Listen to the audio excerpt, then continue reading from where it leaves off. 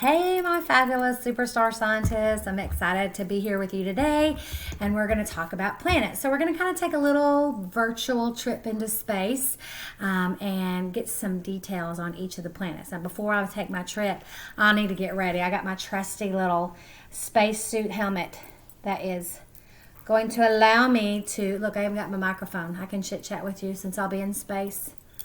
Okay, so while I'm in space, I'm all protected. Okay.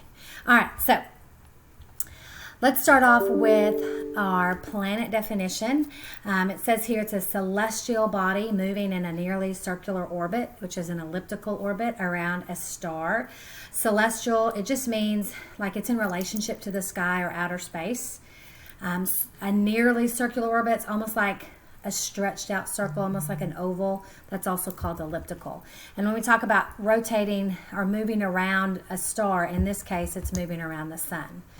Okay, so some characteristics of planets that we're going to look at are color, proximity to the sun, how close or how far away it is, the size, its speed, density, remember density, mass divided by volume, and different physical and chemical makeups of the planets.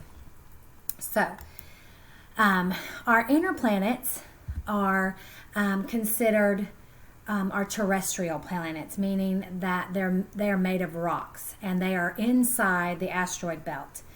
The inner planets are Mercury, Venus, Earth, and Mars, which means, and they're closer together in their orbit around the sun. They're obviously terrestrial, very rocky. They're more dense. They're smaller, and they have a shorter revolution. That means it takes less time for them to make a whole revolution around the sun.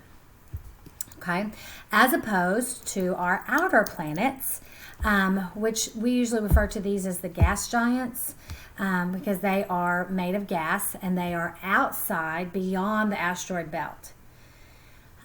So that would mean, if you look at our list of planets, between Mars and Jupiter, there's an asteroid belt. And we're going to talk about that in another lesson.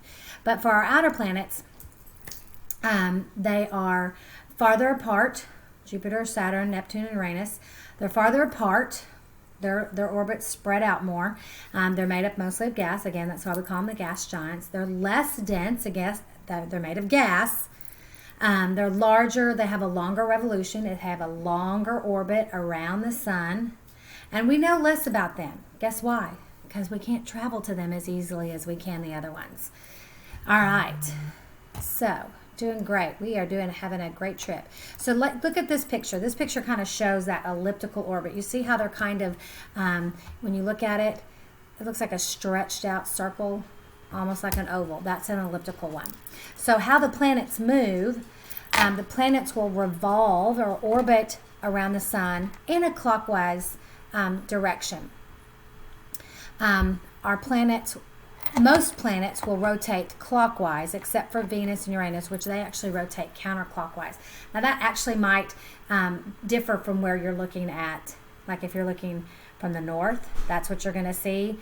All the planets are rotating clockwise, and Venus and Uranus are orbiting counterclockwise. But if you come from the south, it's going to look like the planets are all rotating counterclockwise and Venus and Uranus are rotating clockwise.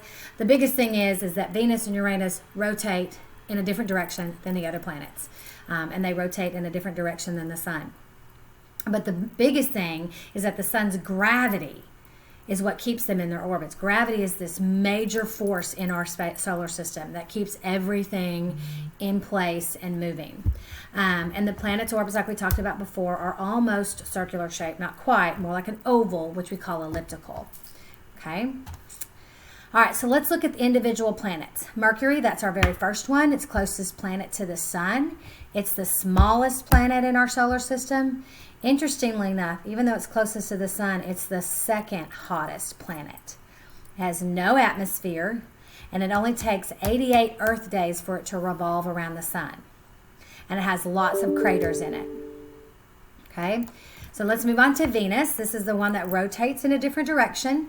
It's the second closest planet to the sun. It's what we call our sister planet, the sister to the Earth in size, because it's very, very similar to the Earth's size, has a really thick atmosphere, which relates to its greenhouse effect. It's the hottest planet because this greenhouse effect is trapping all that heat in around it.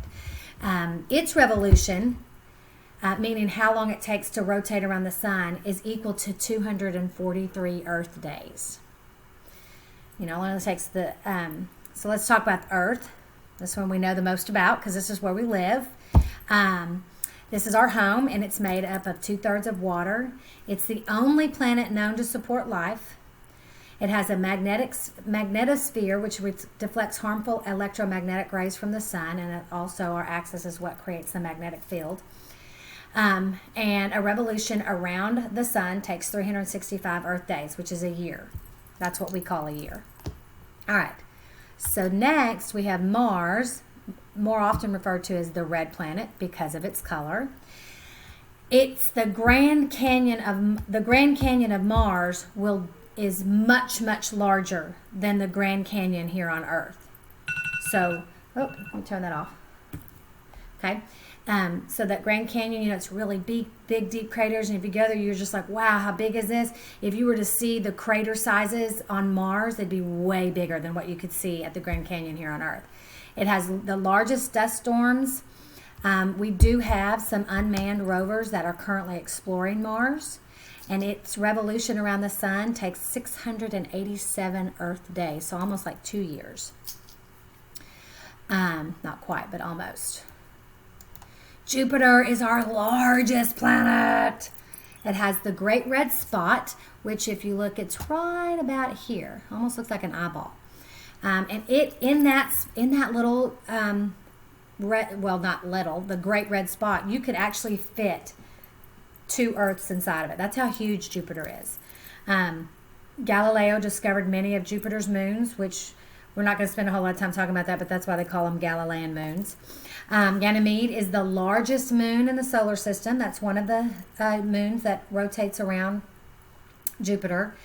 And the revolution for Jupiter, how long it takes to travel around the sun, takes 12 Earth years. That's how big of an orbit it has. All right, Saturn. This is the one that's got the pretty ring on it. It says many rings. These rings are made of dust and ice. Has a very low density. Remember, these are made of gas. You could actually float it in a bathtub if you could find a bathtub big enough. It would float, not sink. And its revolution around the sun is equivalent to 29 Earth years. Is that not crazy to think that it would take 29 years to go around the sun?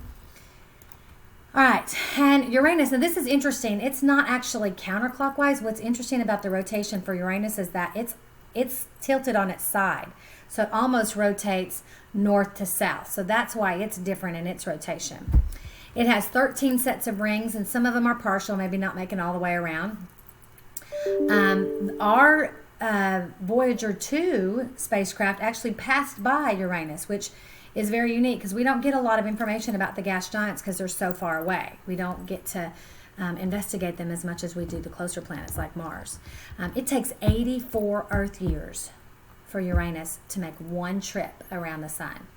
That just blows my mind. I don't know about y'all, but it blows my mind. Lastly, we have Neptune. Little tiny Neptune. It's smaller than Uranus, but it has a greater mass. It also has a great dark spot that's very similar to Jupiter's great red spot. Voyager 2 actually passed by it. Obviously, they didn't land on it or investigate it anymore. This is crazy. 165 Earth years is what it would take for Neptune to make one trip around the sun. Now talk about a serious space trip. My mind is blown. I don't know if I can hold all this information inside my space helmet. But I hope you enjoyed this. If you took any notes, if you don't have them in your journal, remember you can have them on a piece of notebook paper and we can add them to your journal later. Please don't worry about that. But I hope you enjoyed this, and I'll see you next time. Signing off. Bye-bye.